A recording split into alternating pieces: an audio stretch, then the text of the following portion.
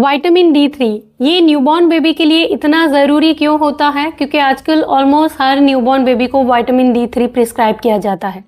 ऐसा इसलिए क्योंकि जो न्यूबॉर्न बेबी होता है उसकी बॉडी में ऑलरेडी विटामिन D कम होता है और उसके बाद भी 6 महीने तक हम बच्चे को माँ का दूध या फॉर्मूला मिल्क देते हैं। तो फॉर्मूला मिल्क के अलावा ये जो माँ का दूध होता है उसमें विटामिन D ना के बराबर होता है।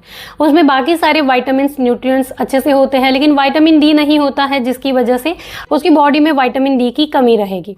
विटामिन D का क्या रोल होता है? तो विटामिन D हमारी बॉडी में कैल्शियम फॉस्फोरस को एब्जॉर्ब होने में मदद करता है।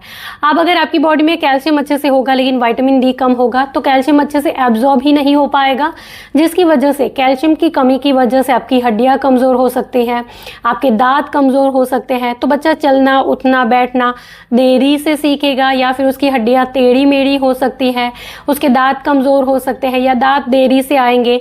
इसके अलावा भी विटामिन D हमारी इम्यूनिटी को बूस्ट करता है।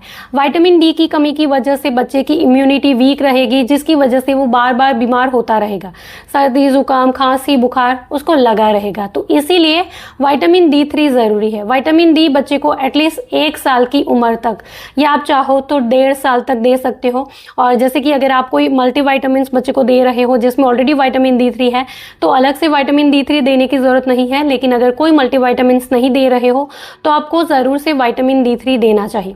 सूरज की धूप से भी बच्चे को विटामिन D मिलता है लेकिन वो पर्याप्त नहीं होता है।